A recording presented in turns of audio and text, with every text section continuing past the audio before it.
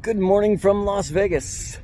We are here at Indian Motorcycles launch, and this is kind of the biggest news. It's a Chieftain, but now it's stuffed with the PowerPlus engine from the Challenger. So come along for the ride.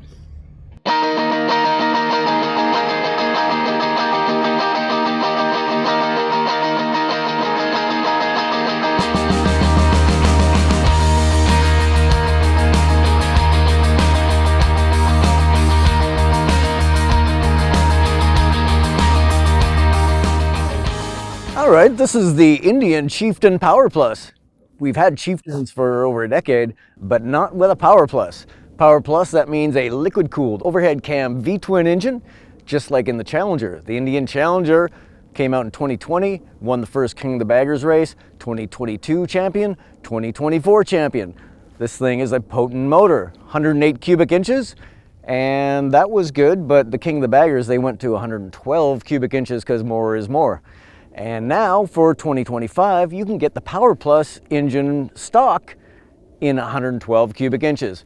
Makes 126 horsepower now, 133 pound-feet of torque, but it's an option. So in the PowerPlus family, you get the 108, and then you can go up the ladder, you can get a 112. If you get the 112, you also get a whole bunch of other stuff, including a rider assist package that includes a radar device that warns you about people in your blind spots, warns you about tailgaters, and it'll even flash at tailgaters the brake lights to let them know that they're following you too close.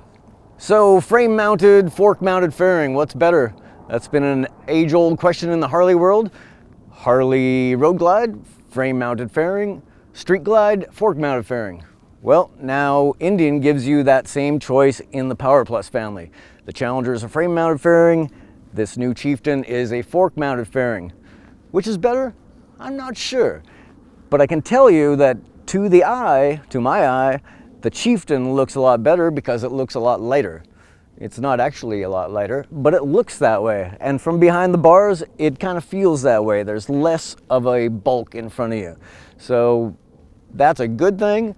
In a crosswind, you might prefer the frame-mounted fairing because the wind will blow the fork-mounted fairing of the Chieftain around a little bit. So just like everything in life, there's a compromise. And then we come to that 112 cubic inches.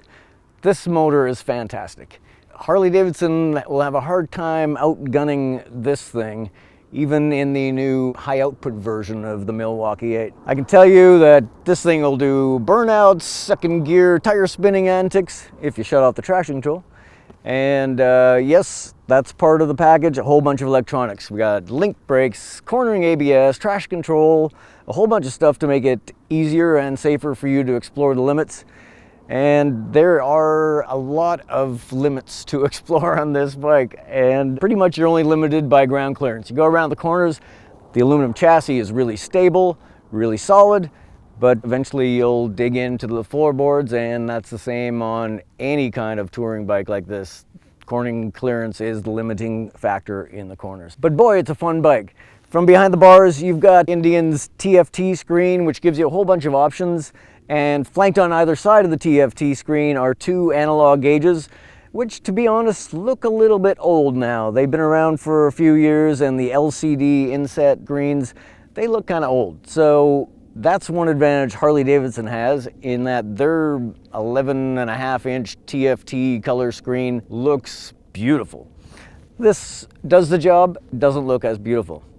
Swinging the equation back over to Indian is the rear suspension. I think we got 4.5 inches of travel on the Indian, and on the Harleys, I think we got about 3 inches.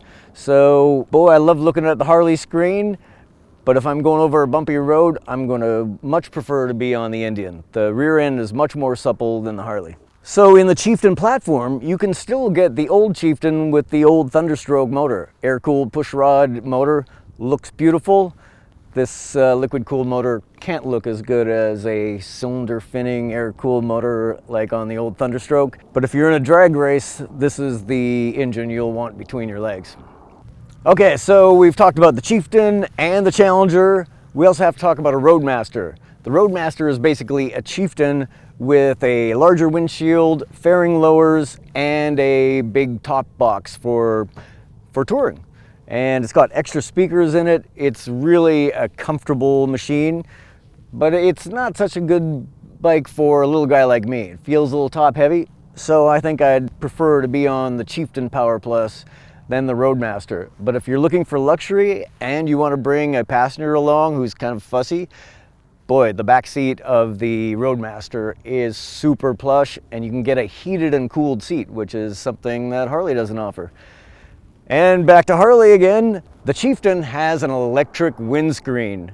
That doesn't sound like it should be that exotic, except Harley still doesn't offer that. And so you've got a fixed windshield on the Street Glide and the Road Glide. And boy, when you've got varying weather, maybe some rain, it's nice just to push a button and have that screen come up, give you a little bit of extra protection. And so that's one advantage that I prefer with Chieftain and the Challenger. All right, so all this goodness can't be cheap. Made in America, American labor is building bikes. That's not cheap. You should support them though. $28,499 the starting price for the Chieftain PowerPlus. Once you start adding the 112 cubic inch motor, which you probably want because it's really awesome, and the power band audio, which you can see with the speakers in the saddlebags and in the fairing, then we're climbing $32,749. So boy, that ain't cheap. But if you're looking for an American-made bike, a bike you can tour on, a bike that looks cool, I think you should take a look at the Indian Chieftain PowerPlus. And so if you like this video, do us a favor, like, comment, and subscribe to our channel. It really helps out the algorithm, and then you'll get to see more of us.